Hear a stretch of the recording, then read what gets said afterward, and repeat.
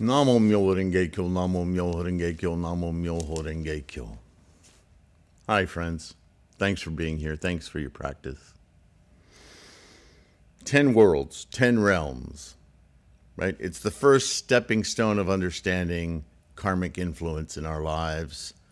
It gets way more attention than it should simply because the rest of the factors are usually left behind and everybody focuses on the 10 worlds and 10 realms.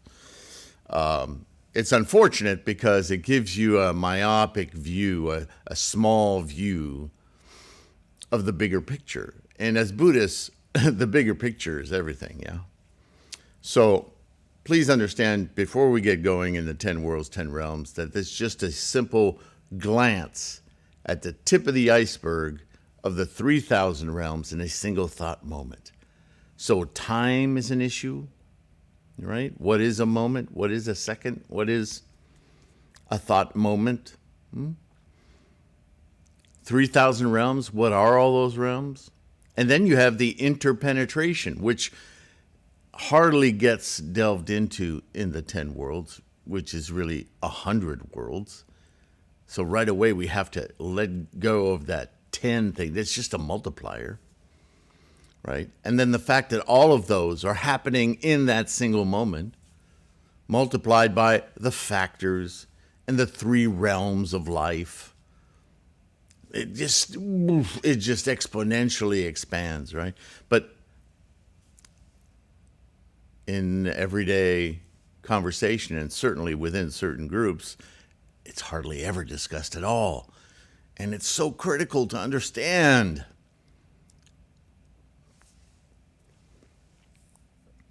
I got this question recently, and it comes up every now and again. You know, this obsession that human beings have with purpose, having purpose in life. What's my purpose? What am I doing here? There's only one purpose. Really, I'm going to make it real simple for you. Your purpose in life is enlightenment. That's why we are here. This is why we have sentient minds, only for this purpose. To wake up, to see it, to observe this incredible process of life. Everything else, no matter how noble or wonderful, I'm not negating everything else. Pay attention. Samsara, incredibly important. Without samsara, we would not develop the sentient mind that provides for us the ability for enlightenment. So samsara, critically important. But as far as purpose, if we want to use that word, mission, reason, raison d'être, however you want to see it, our reason for being, sentient beings, is enlightenment. And samsara provides for us the physical universe, the opportunity, the, quote, time to experience enlightenment and to experience our interpenetrating engagement with the process itself. And that means you and I. That means our environment. That means everything. Because it is in everything where we can experience enlightenment. See, the two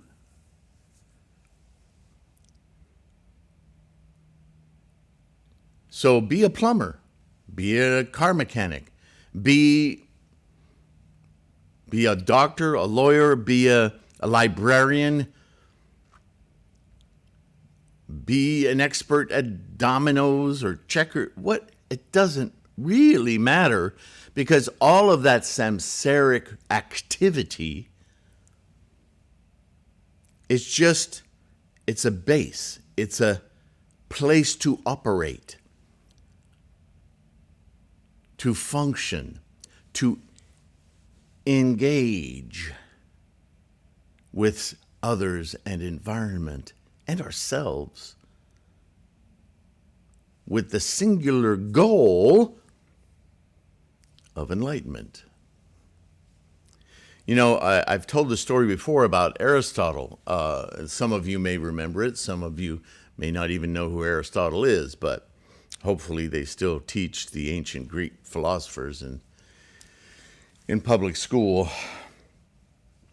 But he had a very simple theory of happiness. It's another one of those words. And for Aristotle, it was very simple to be happy. All you had to do was set yourself an overarching goal, a goal that he said could even be unattainable, maybe should be unattainable. Because then every action you take, from waking up in the morning to going to sleep at night, will be based on moving you toward that goal. And because every action you take is moving you toward that goal, how could you not be happy? Doing what you need to be doing to advance your life toward that goal. Sounds quite Buddhist, if your goal is enlightenment. If your goal is something samsaric, you're setting yourself up for suffering. But just as a concept, in fact, Aristotle knew this. He understood that there was a flaw in this, so he provided this caveat that if one day you're moving along your life and something that you have to make a decision about pulls you in one direction rather than the one that you logically or assume is the one that would take you toward your goal, but you prefer to go this route, well, then maybe it's time to reassess your goal. If you really can't abide doing what you know you should be doing toward your goal, but you'd rather be doing this, then maybe you need to adjust your goal. So it provides for that action to be supportive of your goal. And off you go. And that shows the samsaric flaw in his reasoning. But overall, if you just plug in as the goal for everyone, enlightenment, look at how unifying that suddenly becomes. That's Buddhism, my friends. That's the process of life. If everyone on the planet, can you imagine? Even if half the people on the planet were completely focused in putting their energies, their thoughts, their actions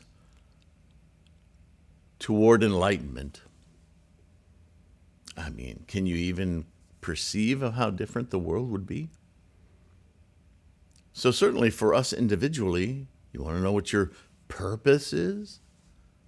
Enlightenment. Everything else is fine, but everything else becomes a support for that one goal. So as we get into the 10 worlds here and 10 realms, understand that these are not places meant, remember, Buddhism is about the mind.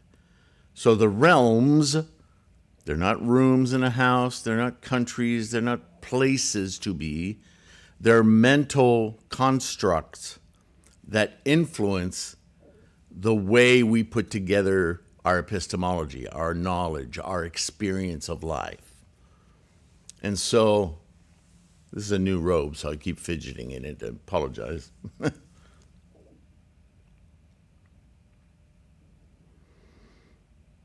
So the realms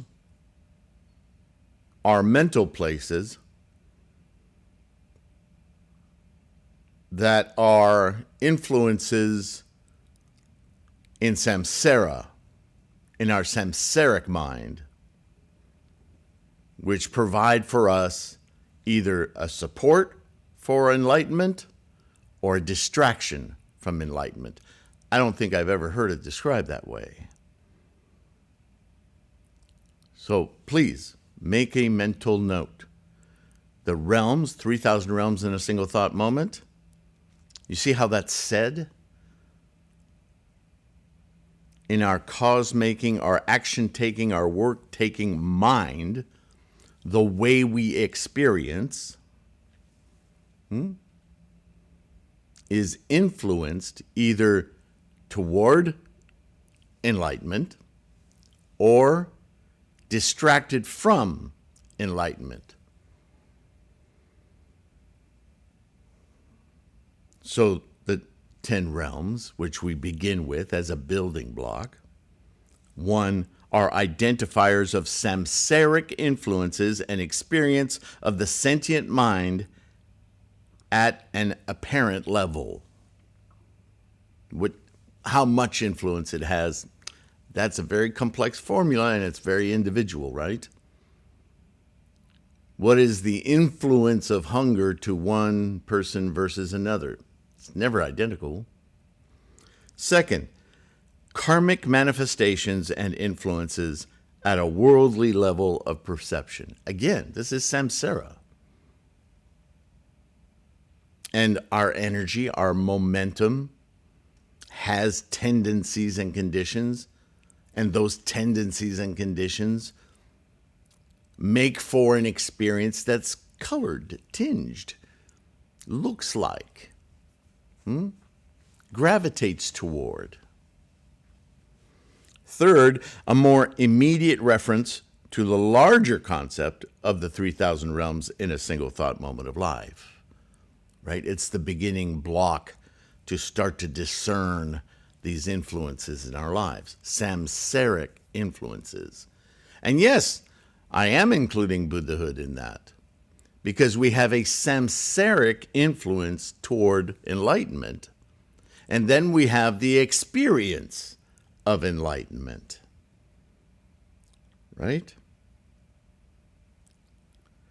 And fourth, a set of observations for deeper understanding of the vicissitudes and distractions of the samsaric mind state and its potentials from moment to moment. A fancy Buddhist way of saying witness, observer.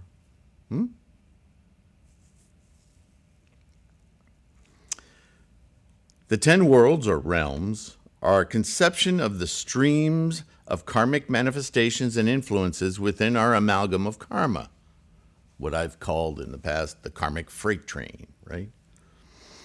These potential manifestations and influences, maintained as karmic constructs in our eighth consciousness, right? A reference to consciousnesses here, are constantly active in our experience of samsara, as well as adding to this repository with every thought moment of life.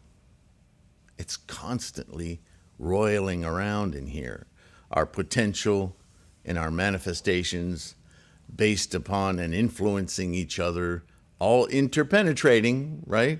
Your world of learning and realization and Buddhahood are flying around in hell, hunger, animality, and nin, and rapture, and you're all over the place constantly.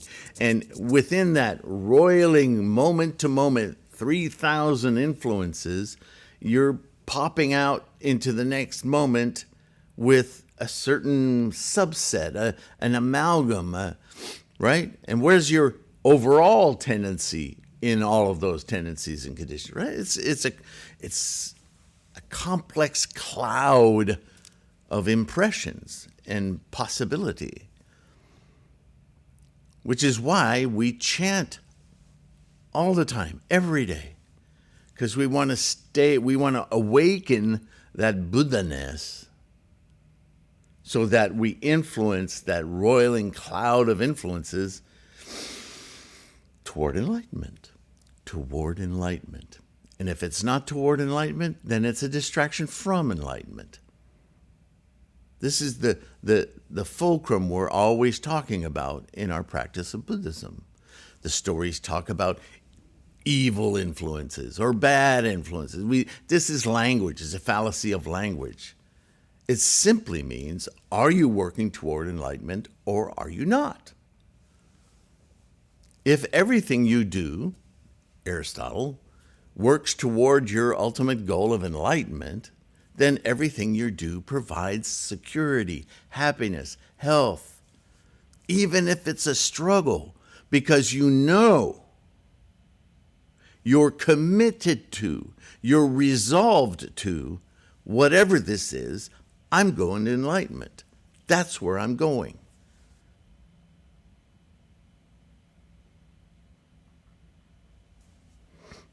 This is when we talk about unshakable resolve. Yes?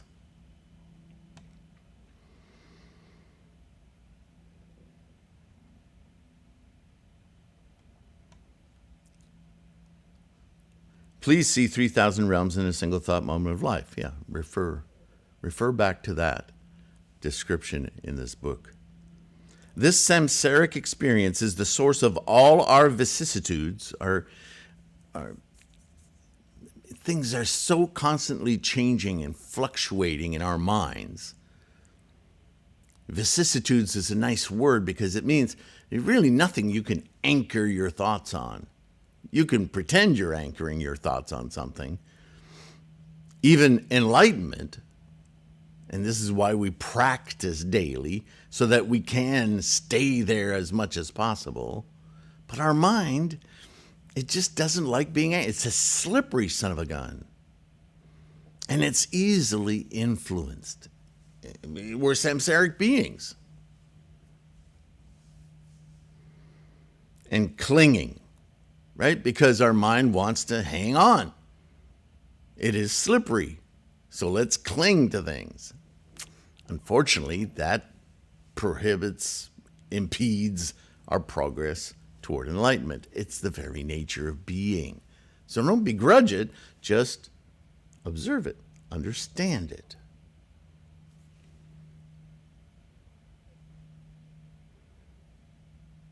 Shakyamuni taught this as the source of all stress and anxiety. There it is. Primary point, yeah? As the 10 worlds are interpreting influences and experiences, these 10 realms actually represent 100, right? Constantly interpenetrating and shifting realms of potential manifestation or influence, amalgamating into our internal speech and thought ideas.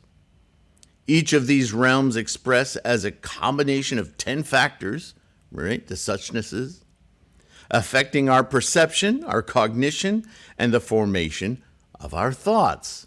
All of that happens before we really can perceive our own thought. So much going on in that mind, yeah. Altogether, the multiplication comes out to 1,000 aspects of influences morphing in each moment.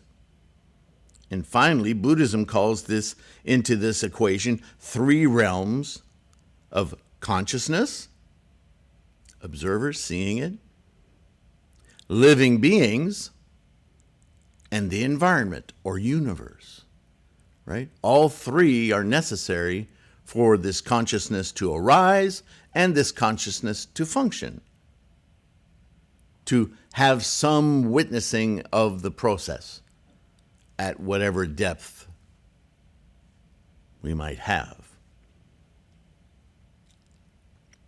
We now have arrived at the theoretical 3,000 realms in a single thought moment of life. These potential manifestations expressing our particular set of karmic tendencies and conditions take on general characteristics, somewhat generalized in the definitions of these 10 starting points of potential experiences or expression, which is what the, quote, 10 realms attempt to define. So now I have an attempt at defining each one of these realms. If that's useful, great. If not, toss it aside. The important part is that you understand that we're constantly under the influences of the physical world which provides for us to have a sentient mind, to observe the process of the physical world. To observe that process without being embroiled in hanging on to it, clinging it, owning it, possessing it, as though that were our identity, and instead become excellent observers, detached but engaged in that very world because it's necessary for our bodhisattva life. Seeing it then with compassion and understanding rather than embroilment and impedance. That is the pursuit of enlightenment. So hell. This state of life is characterized by a feeling of hopelessness. You ever felt hopeless? You ever felt sadness, depression, lack of confidence? These are all manifestations of this experience we call hell. It's not a place. It's a mental condition, yes? Tiredness, lethargy. You don't feel like doing anything, right? And the sense that nothing will change for the better. What's the use? That there's nothing anyone can do to change it, right? It's really a pathetic state of being. We've all been there, either in moments or for extended periods. We don't want to stay there long. And as we're having those thoughts, we have other thoughts, but we don't want to listen to them. We're under the influence of these lower worlds, and they're hunting around this myriad experiences that we put under the umbrella term hell. It's not just one experience. It's several, right? Hopelessness, sadness, desperation, depression, lack of confidence, tiredness. It takes all sorts of forms. So it's not just one thing. It's a group of experiences, influences. Now, not always, but sometimes when you're under those influences, your emotions are like super touchy. Somebody says the wrong thing and bah! And we identify that as rage. Not anger, although the two are related, but rage, right? It's just a visceral reaction. Because our bodies don't like being in that umbrella term, don't like being in that situation, right? That's why we call it hell. Not to be confused with anger, but a desperate and deep self-hatred is really where that's coming from. Or questioning. The sources of these thoughts are incalculable and immeasurable, as there are varieties of sentient minds to experience them. Every single sentient mind in the world, now, in the past, in the future, will have a different experience of this sensation, this malaise, this thing, hell. Yeah? It's not just one thing. And it's different for the same person, right? For different reasons. And the next world, hunger or hungry ghosts. Interesting terminology, right? Because it's a sense of neediness that seems to be a haunting. Like it's not really you, it's something that's taken you over. In Japanese, gaki. This is a feeling of insatiable desire. It may be related to your feeling you don't have or have no opportunity. It may be closely related to hopelessness, right? You see how these terms are just, they're little gradations of the vicissitudes, the constant influences, manipulations within the minds that plague our thinking. usually denotes a craving. Well, we're Buddhists. We know all about craving, right? But it's a craving, as samsara is, for some external stimuli that is thought to result in happiness or clinging to something perceived to create worth. Like, if only I could have that, then I'd be whole. If only I could be there, then I would be happy. If I was born to a rich person, then all my problems would be solved. Look, we could continue and continue. It's ridiculousness when we think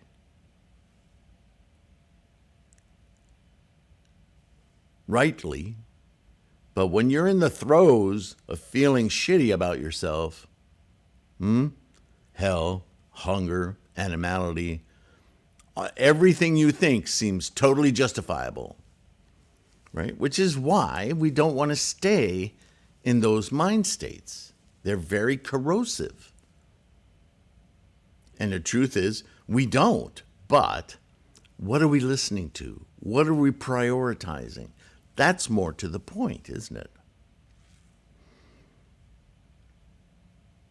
Examples of things a person might hunger for are adoration, love, attention, cars, houses, money, drugs, alcohol, sex.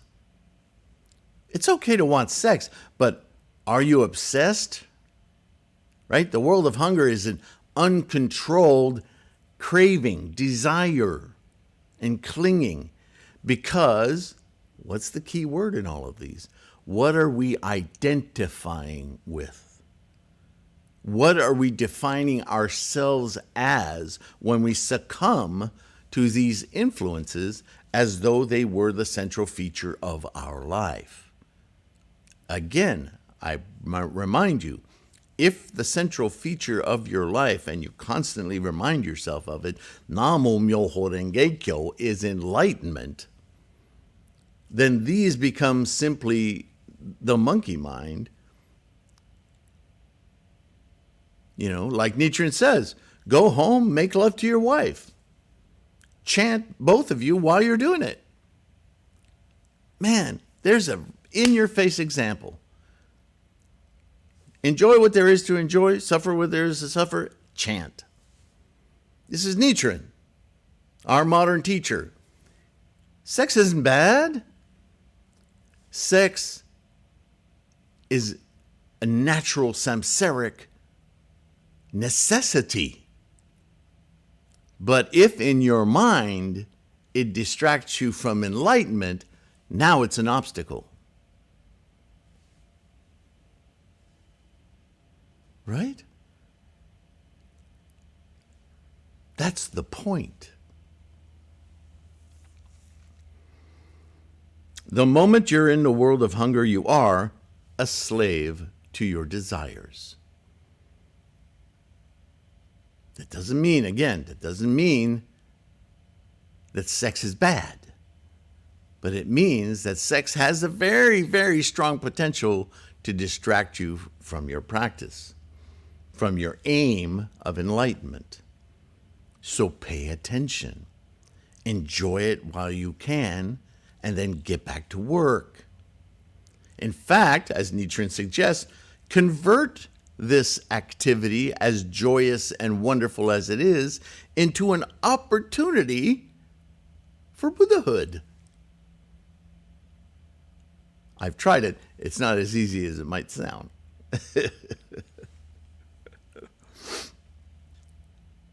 Animality, or animals, chikusho. A person in this world behaves like an animal in that they prey on those whom they perceive to be weaker. You ever met anyone like that? You ever been anyone like that? It's really easy to slip into. And of course, many varying degrees, yeah? And cower before those who they perceive to be more powerful. This is very authoritarian. Work environments are perhaps the most common places where this world occurs, right? A person in this world may pretend to willingly do everything that their boss tells them and to respect their boss's authority while treating their own subordinates in a high-handed or authoritarian manner. Another description of animality is contained in the common phrase, the law of the jungle. From bullies to cucks, popular term lately, all manner of interpersonal and self-identifications run the gamut in ever-shifting alliances and betrayals. All right? Call it power politics. Call it ego. Call it whatever you want. We all know what it is, and it takes on so many forms. We would talk about it all day and not exhaust the many forms it takes, right? From passive aggression, there's a biggie. All kinds of interpersonal relationships, animality. Even within oneself. But that's another indication of how complex this gets. But talk about an anorexic behavior, right? You could say, well, that's animal, that's eating oneself. But can you deny that there's some hell in that and some hunger in that? Yeah, hunger. As well as many other worlds. They're all going on. While you're looking in the mirror. You see, I keep wanting to remind you, the realms are not singular. They're facets of influence. And they're all just roiling around, some coming to the fore, overtaken by others. And overall, there's some predisposition toward, but any more granular than that, the best we can do is keep our awakening alive through it all, because then they're all influenced toward an amelioration, a better support for our enlightenment, rather than simply distractions moving us away from it.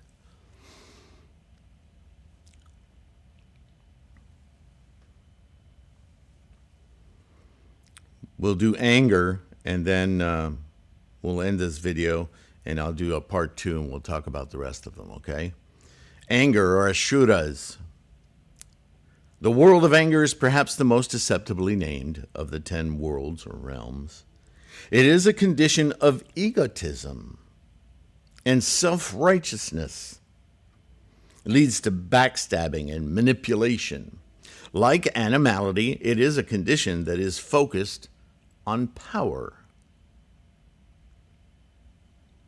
Wars start from the collective life condition of a nation centered in the world of anger, right? Things like revenge and let's go get 'em. It's a mob mentality, right? Dogmatism about religion. Do this or you'll go to hell, right? Politics, talk about manipulation and propaganda. It's all the world of anger. Relationships. People manipulate women, men, manipulating each other to get their perceived way of winning, getting something advantageous. Yeah. Human beings can be pretty foul in that regard. Comes from this life condition, along with all the others interpenetrating that influence. Never forget that. Because your world of animality might be a swaying of opinion toward betterment. Come on. Come over to my house. Let's chant together. Just 10 minutes. Come on. I'm your friend. I want to help you. Yeah, that's manipulation. But it's driven by what? Bodhisattva. That's why the goal, the overarching goal, is enlightenment, always. That influences what would negatively be a world or an umbrella or an influence toward enlightenment, always.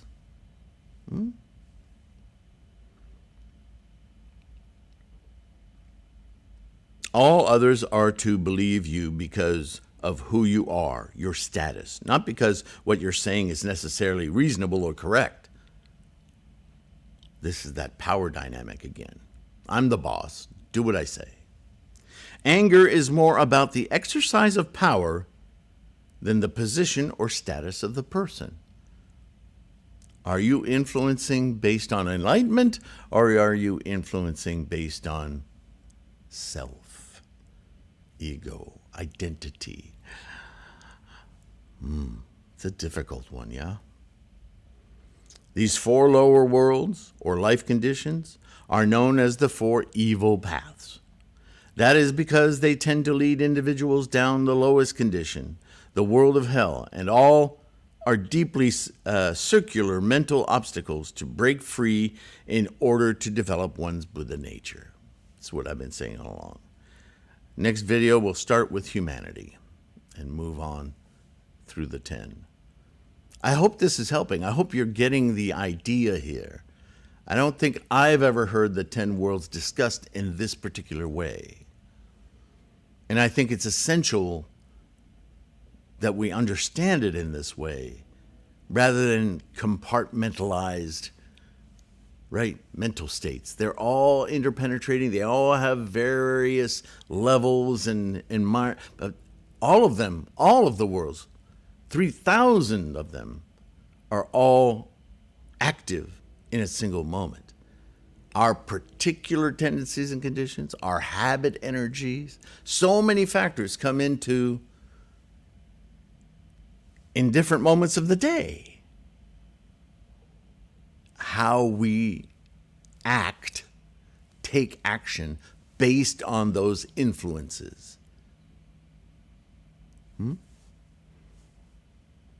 And all of it is an exercise in order to open your Buddha eye, so that as you experience Buddha-ness and you see not only yourself, but all those people around you slavishly responding to those influences without being conscious of that happening within their lives, you can, oh my goodness, this is so huge. This is where your compassion comes in. How do I possibly help? How do I guide this, let alone keep my wits about me toward enlightenment myself? How do I influence these others? And it always starts with, stay committed to your enlightenment, because that alone will influence others. So don't get drowned in the size of the endeavor. Just stay focused. You'll get there. Have confidence. And in that regard, please take a few seconds to like and subscribe. It helps promote this Sangha. It's a Bodhisattva act. Make use of all the free materials. These videos, there's hundreds and hundreds of them. You can search within this channel, not the top search, but that middle search with the little magnifying glass. Key terms for videos. Use the Buddhahood podcast. There's all these videos are there as audio podcasts. It's free. Threefoldlotus.com. Lots of free material on the course study page. Course study materials. The ebooks, the books, you know. And that all supports this effort to keep making either more books or printed material to keep these videos going. So, Namo Myo Renge Kyo, thank you for that. Patrons, you guys are incredible. Keep me motivated, that's for sure. So, please, be kind to yourself. Take care of your health. Try to stay in that Buddhahood, Bodhisattva world, Don't knock yourself out if you slip. We're all samsaric beings. Just stay focused on the goal. Oh, that's all. It's so easy. Those of you who've practiced for a while, you know why I'm laughing, yeah? Please, again, take care of your health. You guys are amazing. And I'll see you in the next one, okay? Bye for now.